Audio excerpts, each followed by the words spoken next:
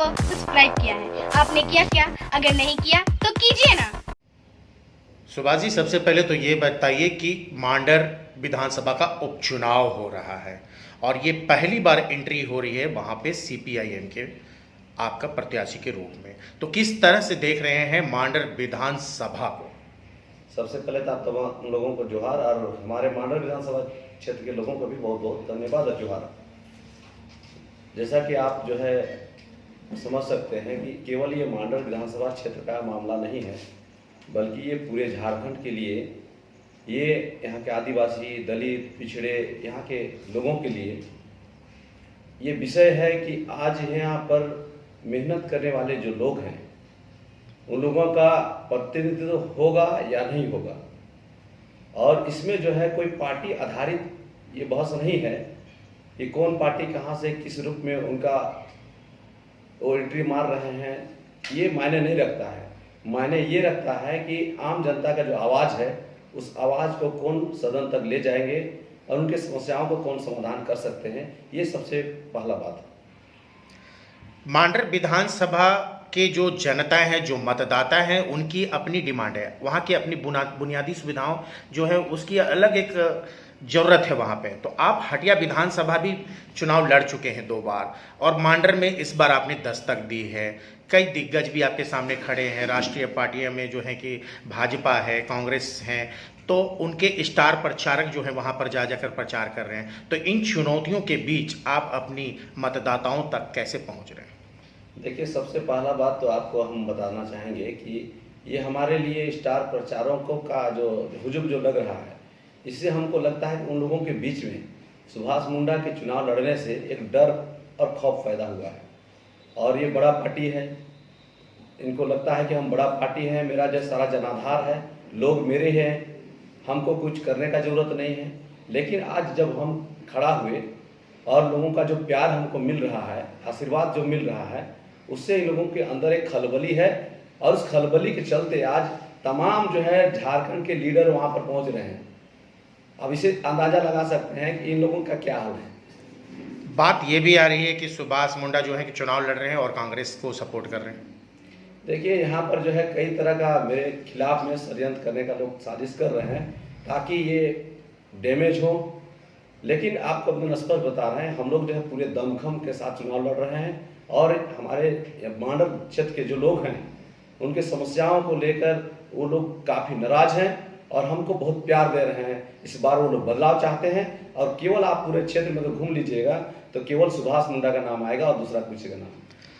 आप लोग ने जिस तरह से आंदोलन किया, पिछले दिनों काफ़ी मुखर होकर आंदोलन किए, सिलगाई का मामला था, क्लब स्कूल का मामला था, वीर बुद्धू भगत जो धरोहर है उनकी बचाने की बात हुई। उस मंच में कई ऐसे चेहरे थे जो सहयोगी के तौर पर लड़ाई लड़ रहे थे, गोलबंद थे, आवाज़ एक ही आ रही थी, विरोध कर रहे थे कि स्कूल नहीं बनेगा। लेकिन जब चुनाव आ गया तो इस विधानसभा में वो सहयोगी भी तो अलग अलग खड़े हो गए, क्यों नहीं जो है कि एक मत हुआ और एक जो प्रत्याशी है उसको समर्थन देने की कोशिश हुई?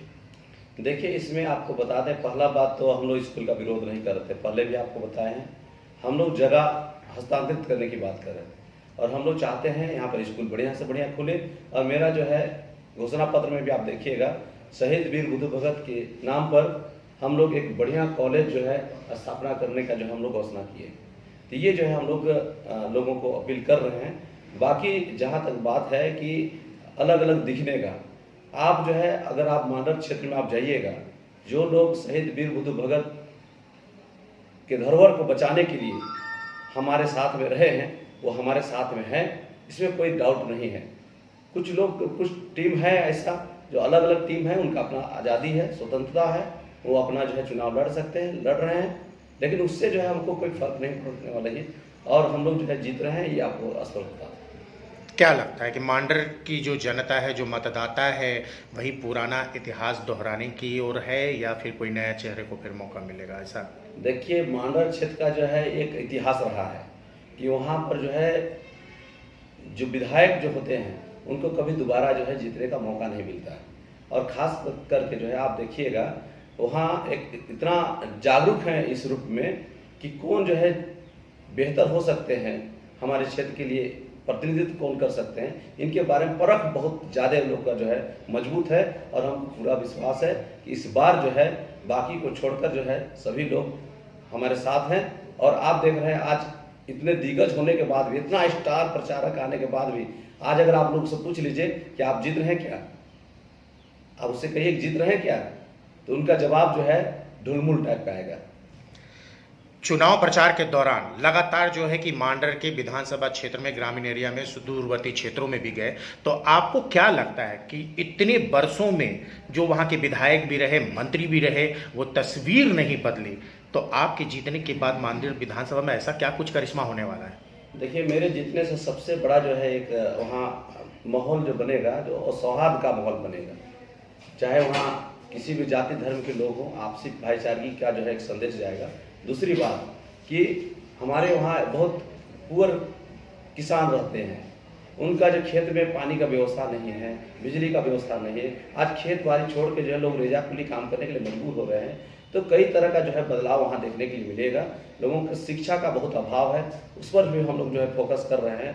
और रोजी रोजगार तो एक सबसे बड़ा मुद्दा है, तो इसलिए जो है वहाँ हम लोग, मेरे आने से आपको बता दे रहे हैं कि जो 22 साल में जो काम नहीं हुआ है, आपको 2-2.5 साल में आपको दिखेगा। तो ये मान के चले कि हसुआ से उनकी जो है कि जो वीर बनते हैं, जो वहाँ कर काबिज रहे हैं, उसको काटेंगे, हथौड़ा की चोट होगी और स्टार की तरह आप चमकेंगे। देखिए, मांडर की जनता किसी का जो है कब्जे पर नहीं है, वो स्वतंत्र हैं। और वो लोग जो है बखूबी जानते हैं कि इनके साथ हमको चलना चाहिए, कि इनके साथ नहीं चलना चाहिए। और हमको पूरा विश्वास है ये हमारे लिए जो है हसुआ जो है एक बहुत बड़ा जो है किसानों का प्रतीक रहा है, और उस पर जो है लोग फोकस कर रहे हैं, और हसुआ को आगे बढ़ाने का वो लोग काम करेंगे। तो मांडर में इस बार लाल सलाम होगा? देखिए, मांडर जो है किसानों का क्षेत्र रहा है, निश्चित तौर पर किसान मजदूर का जो है जय जयकार होगी, नौजवानों की जय जयकार होगी। और ये जीत जो है सुभाष मुंडा के नहीं, मांडर के एक एक जनता की होगी। धन्यवाद। हमारा YouTube चैनल सब्सक्राइब करें और लेटेस्ट नोटिफिकेशन के लिए बेल आइकन पर क्लिक करें।